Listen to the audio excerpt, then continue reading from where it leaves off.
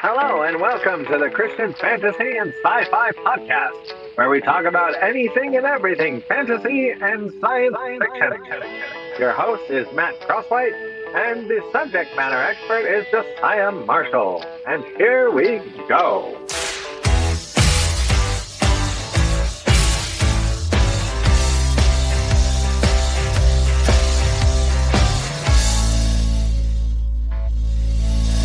Welcome back to another episode of the Christian Fantasy and Sci-Fi Podcast. I'm your host, Matt Croswhite, joined by subject matter expert Josiah Marshall. How are you, sir? Doing very well. Hello, host. How are you doing today, sir? I'm doing well. I'm really looking forward to today's conversation because we did one of your favorite radio dramatizations of sci-fi series. Mm-hmm. And so naturally, we need one for fantasy series. Yeah, it only makes sense, right? So It makes no sense for us not to do it. So yeah. This one's harder though, because I would almost turn this into my top 5 instead of my top 3. I'm okay with that.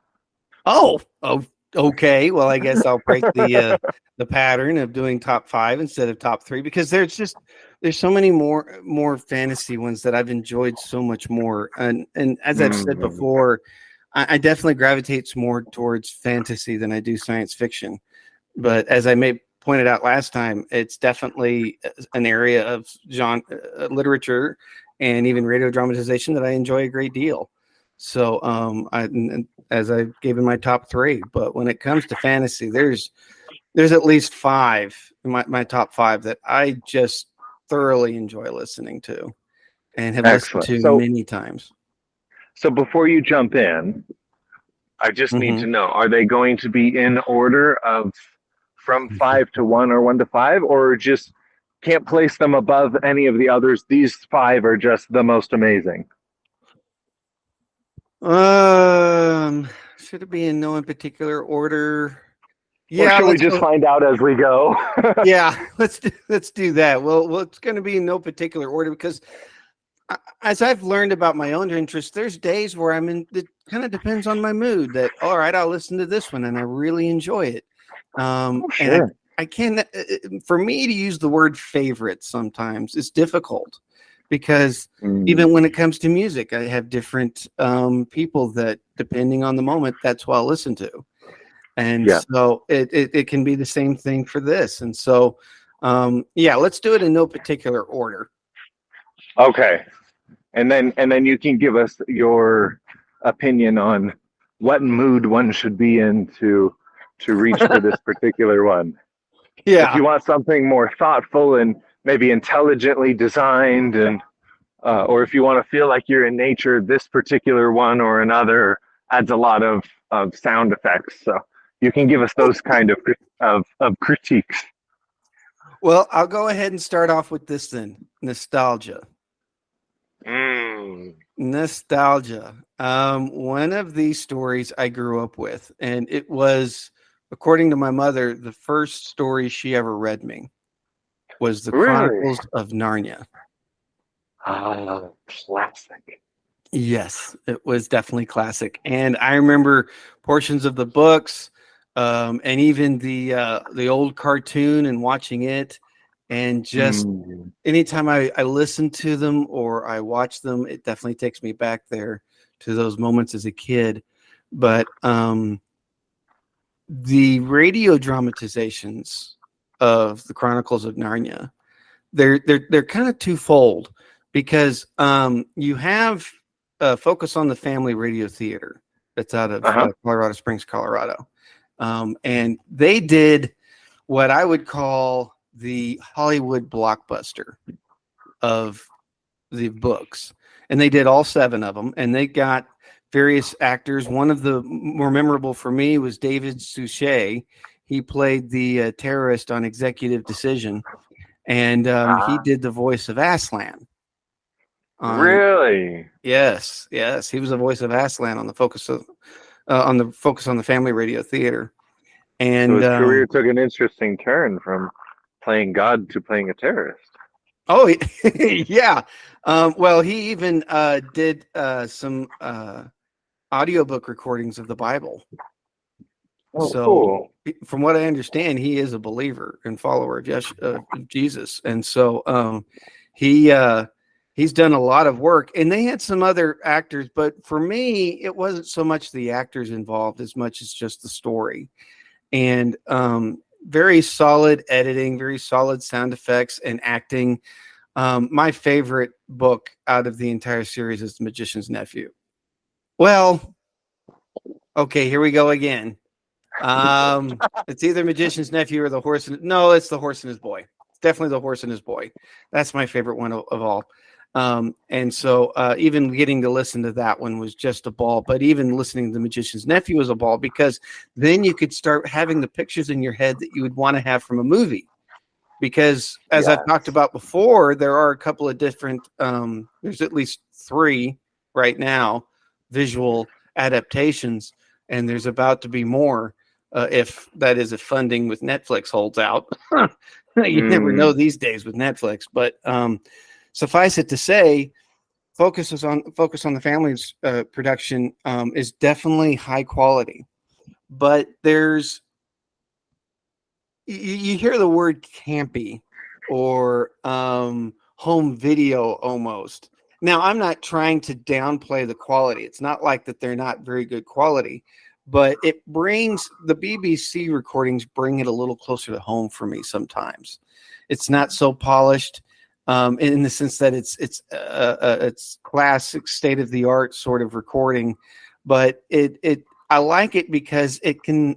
It's the difference between, let's say, an MP3 recording for the Focus on the Family and vinyl for the BBC. And so that's why I would go nostalgia again, because for me, I didn't have a TV growing up for first few years of my life. And so it was records, and more records. And so listening to the BBC production of it definitely takes me back to that. And it allows me to have it in smaller bites. The Focus on the Families, those are longer and definitely more of a marathon to get through. You think 2-hour movie when you sit down to listen to that, but the BBC are shorter. Let's see, shorter by at least an hour. So you get a little bit more direct quotes from the book too. Not to say that Focus doesn't, but definitely a lot more direct quotes. And so I really enjoyed that aspect of those. And so, yeah. And for those who didn't know, yes, there is a second one out there. I've told a few people about the BBC one and they go, what? And they had no clue. But yes, BBC did the Complete Chronicles of Narnia. And it is available out there. I don't know. So the Focus on the Family, you can get it digitally. You can buy those digitally. But you can also get them on CD. And then the BBC Radio, I've seen it for MP3 download. I vaguely recall seeing it on CD one time, and there may have even been an audio cassette, but yeah, download is what I've seen the most of. And so if you go to bbcradio.com, you should be able to find it there, or rather one of the variations of that website, because they have different channels. So sure. So you might want to look a little closer, but yeah, the longest one of the BBC's is The Last Battle. That was the longer episode. And the slightly shorter one was The Magician's Nephew. But they're definitely something worth checking out and enjoying on those car rides when the kids just are getting too antsy for you, or if you're just going to work in the morning and you just have the time, there you go. Excellent. I was wondering if that might be your finisher, your final series to share with us. So I'm very curious what the next 4 are. Okay. Well, There are some that you'd go, okay, those are quintessential. So I'm going to postpone those for just a moment to mention Neverwhere. Neverwhere. Okay. Neverwhere. So Neil Gaiman, he's an interesting writer. He's definitely more along what I would call serialization. We all might remember the Weir book of the Martian and the movie that came out because of that book. The Martian was written as a serialization in the sense that he'd write a chapter, publish it in a magazine or something, and then he'd eventually write another chapter. And I didn't know that. And so, and so Neil is along those same lines, because the thing is though, is that backwards to Weir, he was writing radio shows and then he would write it into a book. So the book came out after the radio show. And Neverwhere, the radio dramatization, has, much to my wife's chagrin, an actor that I have thoroughly enjoyed. Not to say that she doesn't like the actor, but when I listen to this actor, I don't know what it is, but my family, farther back, but my family is from Scotland, from both sides of my family. Both come oddly to find out, my parents are actually related. I'm sure you could find that. I hope. Yeah, it's distantly, and I'm sure a lot of families could find, oh, we're related this far back. But oddly enough, my parents are 14th cousins once removed. I have the same grandfather on both sides with them, and so when I listen to James McAvoy, who is the lead actor on the radio dramatization, his Scottish dialect, I don't know what it is, but it gets in my head. And it'll get stuck, and my wife will come in and say, "Oh, you've been listening to Neverwhere, haven't you?" I said, yeah, I guess I have. She'll tell me, "Speak American English." So I have to be more mindful of how I'm talking. But suffice it to say, Neverwhere is a fascinating story that it includes things that you'd never really think about. But it's definitely one of those fun ones that's similar to a lot of English fantasy, in that it incorporates seen and unseen worlds, but yet it combines it in a way to where you have your everyday world, and then you have another world that just has just a hint of mystery to it. And so he has his Upper England and he has his Lower England, and he has a transition of one character ending up in the Lower England. The underground, basically, especially the subway systems, and his journey with this lady in helping her solve the murder of her family, but also in meeting these various characters and the roles that they play in helping them in their journey, and in them fulfilling their own missions as well. And so it has elements of time travel to some degree, not in the sense that you would think of, though, originally. I'm not wanting to give too much away because I really want people to hear it, because it is definitely worth the read, worth the listen, excuse me. Sure. And so it involves teleportation in a way. She can create doors, so out of almost anything, and go through them and to different places. You've got people from all throughout time interacting with each other. You've got rat lords, and so you've got these humans that serve the rat lords. What? Yeah, it's kind of wild, but that ends up coming back for the main. I'm having flashes of the Nutcracker. Oh yeah. I can understand that. Yeah, that's yeah. I'm sure it's different, but that's what first came to mind. No, I definitely feel you on that one. That was definitely what I had the same thoughts of too when I first started. But yeah, so I highly recommend that one. And that one's definitely available on CD. You can get it on MP3 download. And so whenever you get a chance, check it out. It's definitely a ball and a half, and it's just fun. And James does he's a good actor, especially audibly. He's got a great way with his voice. Some people even might remember the fact that he played Tumnus the Faun in the recent adaptation of The Lion, the Witch, and the Wardrobe. Yes. So he's definitely got that connection that I enjoy a lot. So yeah, go check that one out. It is definitely worthwhile. Excellent. Which brings us to number 3. Lord of the Rings. There it is. Yes, sir. I like Lord of the Rings in so many ways, and it's interestingly enough, I've even gotten more into it as an adult. As you may remember, up and visited me one time, you saw my Lord of the Rings collection of coins, and it has definitely taken a special place in my heart because I did not read that growing up. Really? Yep, That surprises me. I did not. I'm not sure why. It just wasn't there. Same as with Star Wars. It was not there. It wasn't until my teenage years that I realized I hadn't seen Star Wars.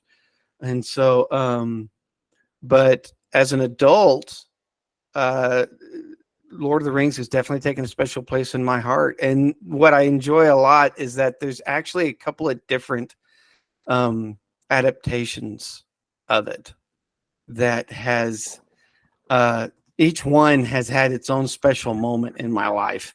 One in particular, I believe it's the BBC one, where they start off with kazoos.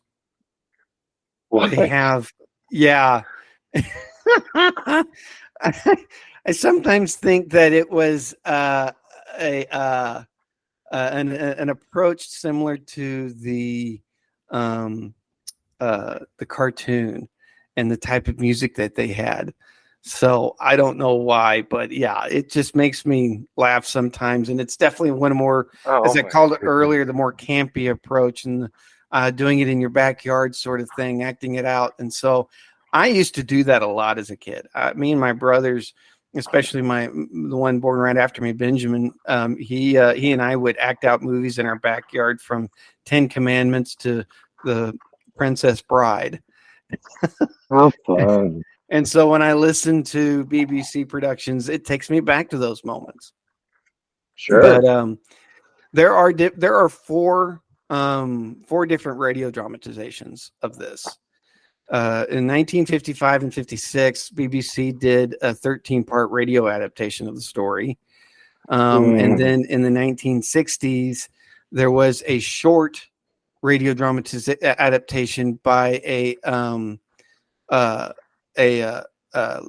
radio station in New York, and then in 1979 there was another adaptation that was by NPR radio, and it was that was 19, and it was on it was put out on CD and cassette. Really? CD, of course, wasn't available in 79, but it was initially released on tape, and now it's gone on to CD. And then in 1981, BBC came back and did another adaptation. It was a 26 half-hour installments. So 26 half-hour installments. So 13 hours. What? 13 hours. It was that one pretty much verbatim, just reading the book? Yes, in some ways it was much more detailed, and it included much more of the book, because as I've said before, when you look at movies versus books, movies tend to be more of a cliff note approach to a novel. And so they wanted to add more for especially some of the more diehards, and so they installed more of the story into that longer adaptation. Okay, gotcha. Yeah. Gotcha. Yeah. So, and there's various ways you can hear it too. And it's while I think I've mentioned before, there's a podcast out there. At least I think it's still out there. It was called An Unexpected Journey, and they did a complete reading of the book with various voices for characters.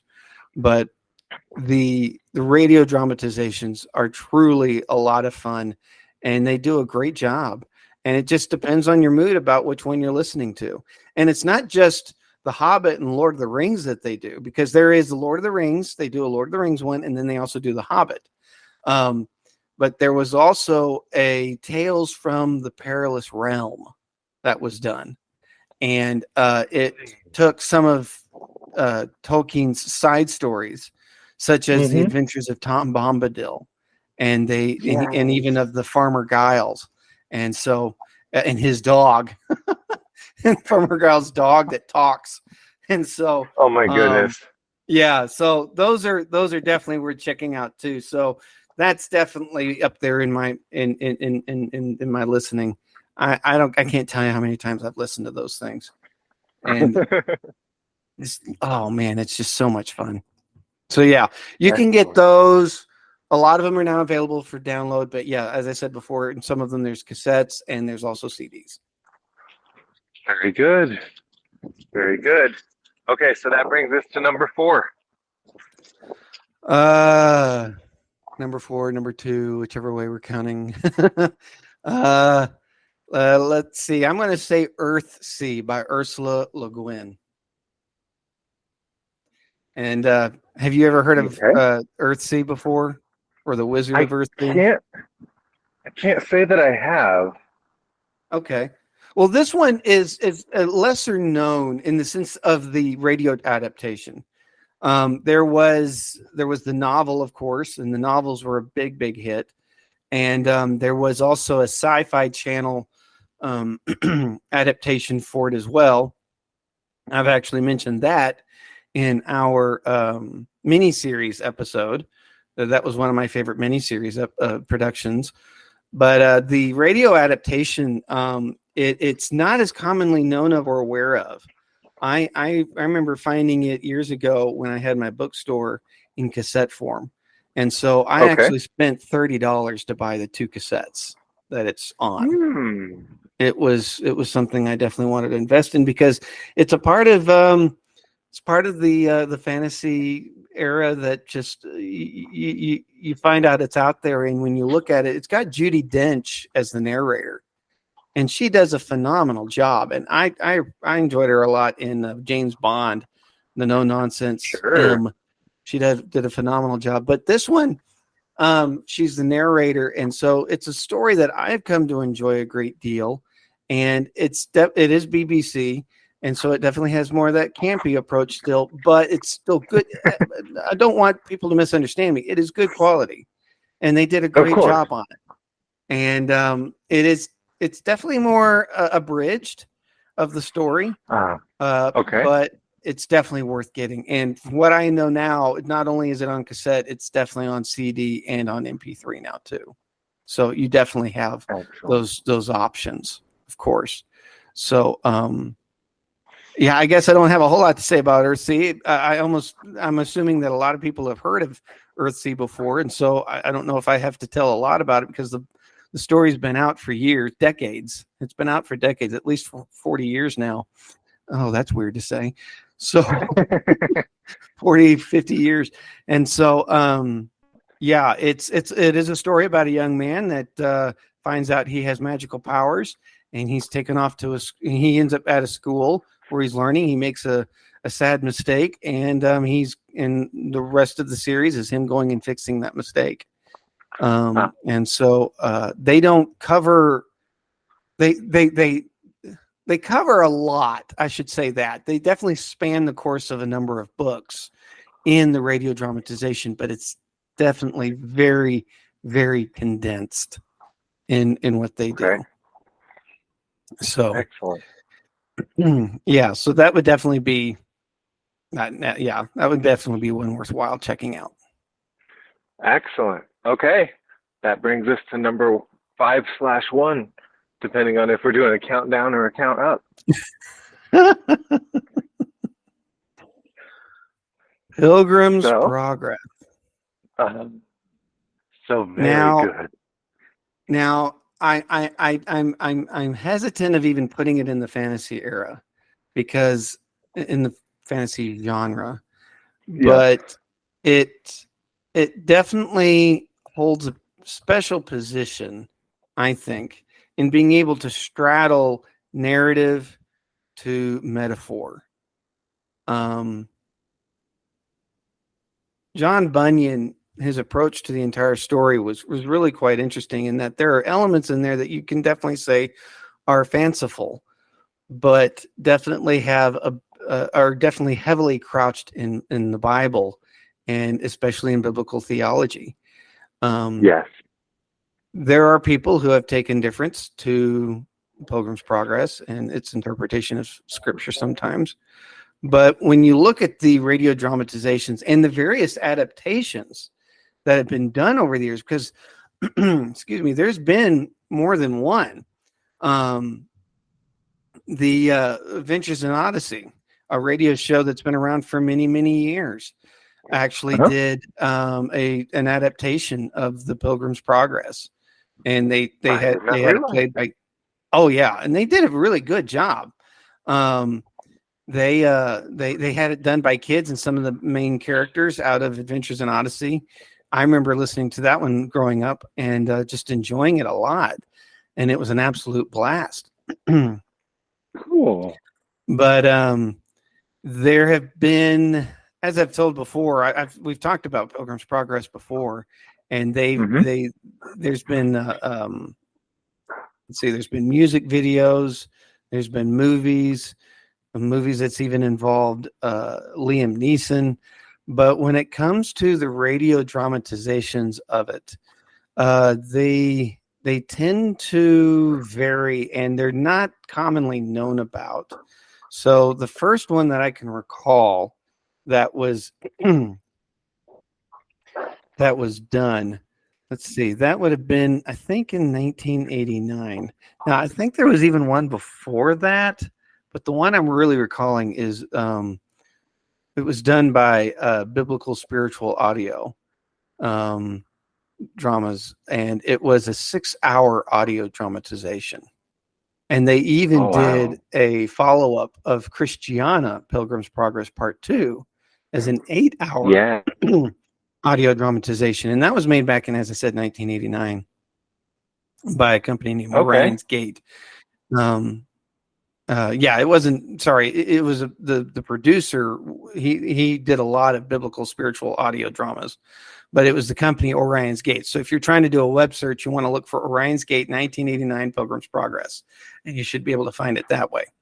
And then, of course, you've got the Adventures in Odyssey that was done in 1993. That's easily even bought off of witsend.org and downloaded.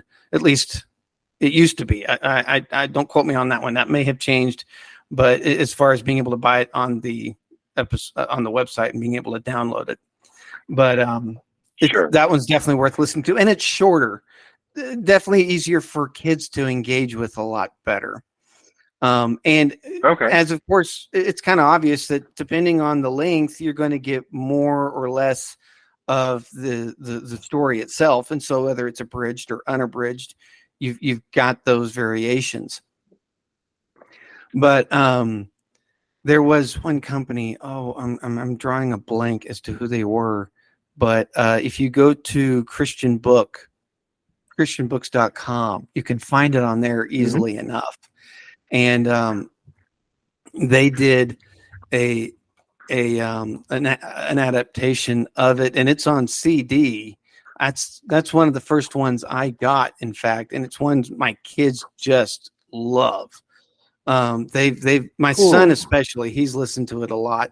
My daughter, she's enjoyed it to some degree. She enjoys the Adventures in Odyssey one more than she does the radio dramatization, which is completely fine. Sure. But the one on Christian Book, I want to say that it was maybe 4 hours long. I'm not really recalling off of the top of my head about it, but it was done by Answers in Genesis. That's what it was. Answers in Genesis. And Okay. yeah, and they put that out. Oh, I want to guess maybe that was 10 so years ago, maybe. But it's 5 CDs, and they had a cast of 50 actors. Really? 50 voice actors. It was one of the biggest ones that I recall. That it was just so epic in their approach to the story that just 50 actors. Are you serious? Wow. And of course, it's a full dramatization. So it's got music, it's got sound effects, it's got the whole 9 yards. And so that one, that one was really good listening to, and just hearing the variations of the voices made it more comprehensive and lifelike, in the sense that there's just a great deal more people offering their talents to that production. It was just excellent. So that one would definitely be up there. The Giant is one, so I want to say that The Giant was another element of the story that definitely makes me think fantasy in some ways.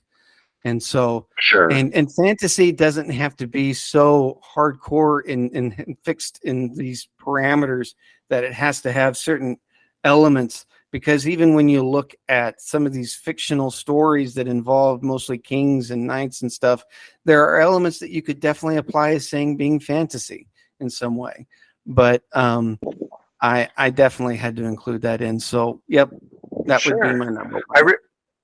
I like the way you said it just a moment ago. Just whether or not it fits in the genre at large, there are plenty of fanciful elements that you would find within the genre.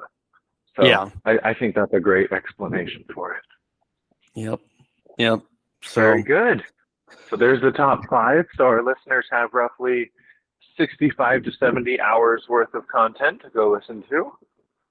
and before I forget, there was I have not listened to it, but out there is a podcast. I don't know which platform, but I know it's at least, I think it's at least on Apple, and it was called High and Silver. And they did a serialized podcast on Pilgrim's Progress, and it was a reading by one reader. It wasn't a full-on audio dramatization of it, but Sure. that's definitely one other way you could listen to the story. But yeah, the one I would definitely recommend is the one put out by Answers in Genesis. That one was very well done, Excellent. and it is Excellent. unabridged, by the way. That one was Ooh, completely unabridged. even better. In the original English that he used. So if you're up for that type of older English, hold on your hats, folks. It can be an interesting ride. Very good. Very good. Well, I appreciate your top five list. I certainly have some listening to do, and I hope our audience has enjoyed listening to this episode as well. And join us next time where we keep diving into more books, movies, audio books, audio dramas of Christian fantasy and sci-fi.